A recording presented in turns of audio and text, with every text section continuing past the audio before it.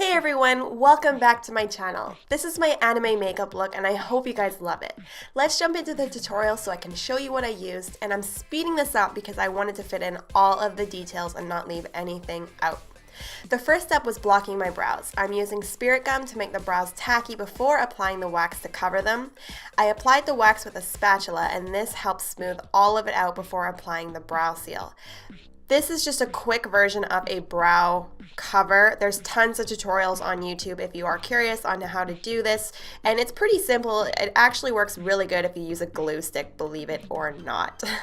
Next, I'm using the lightest shade of foundation from my Eyebrow Pro kit on top of my brows to blend them in, and applying the foundation to the rest of my face and blending that all in with a beauty blender. To set the face, I use RCMA's No Color Powder with a powder puff to pack it onto the brows, and then a brush to apply it to the rest of the face. To start these intense over-the-top eyes, I use a brown shadow to trace the shape in. I started by extending the color from my brow out into a cat eye shape and then connecting down to my lower lash line. I added some more of the brown to my brush and started creating the outer edge and crease of the eye. Then, taking a blue eyeshadow, I started to add this color over top of the brown, and this really helped me see the shape I was going for. Remember that this is just your typical dramatic eye, but just 10 times more overdrawn. Using a paper towel pressed against the side of the eye works amazing for this, so that's exactly what I did for my technique. I'm still using the blue to create the crease and along my brow to shape the illusion of my eye.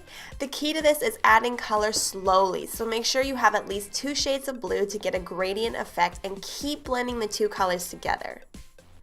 Now, with every eye that needs to be taken from good to amazing, I'm using the black in the outer edge of the eye and enhancing the outer V shape.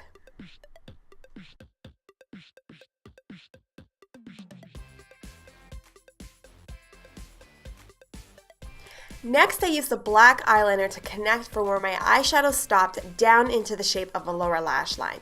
This is lower than your obvious natural lower lash line because I wanted the effect of a much bigger eye, and this is how you're going to get it. Of course, these eyes needed a winged eyeliner, so I started from the inner tear duct and made my line all the way out, almost touching my brow. This is pretty intense.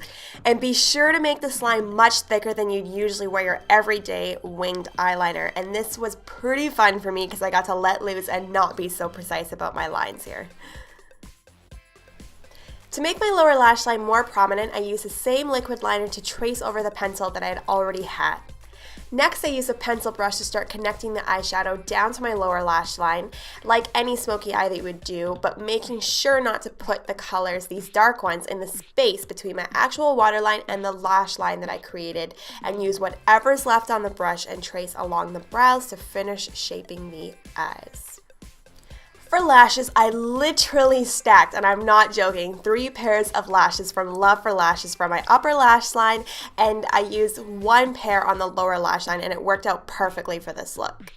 And to line my waterline, I used a Nude Kohl liner and took my liquid liner again to extend my eyeliner into the tear duct to elongate my eyes and make them look a lot bigger. To draw on my eyebrows, I used Anastasia Beverly Hills Dipbrow in dark brown and drew them in fairly thin. This product worked for this because if you were actually wearing this look out, your brows would not budge because this pomade is waterproof.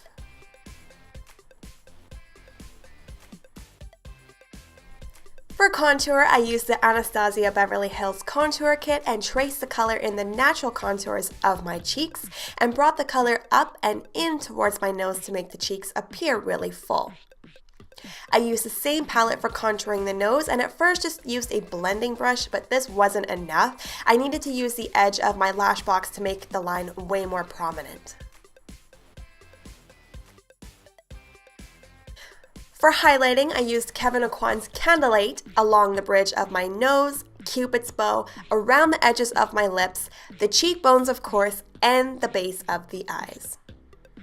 Ah yes, the wig. Time to pull this look together. I'm using a bright fuchsia wig that I got from Walmart, and I played around with it and pinned one side back to make it a little bit more funky. And now that I could see the look, we needed blush. I used Illamasqua's blush and it really helped give me that doll look. And I almost forgot the name of the blush, so I wanted to let y'all know it's called Hussy. To line my lips, I used a bright blue liner from Berry M, and I didn't completely fill in the entire lip because I wanted them to appear much smaller than my actual lips. Then using a black liquid liner, I filled the edges of the lips in to add dimension.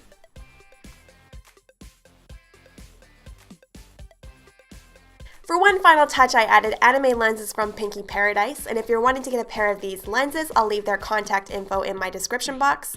And here I'm just going to add white from the Makeup Forever Flash palette to my fake waterline to make my eyes appear even bigger, if that's possible.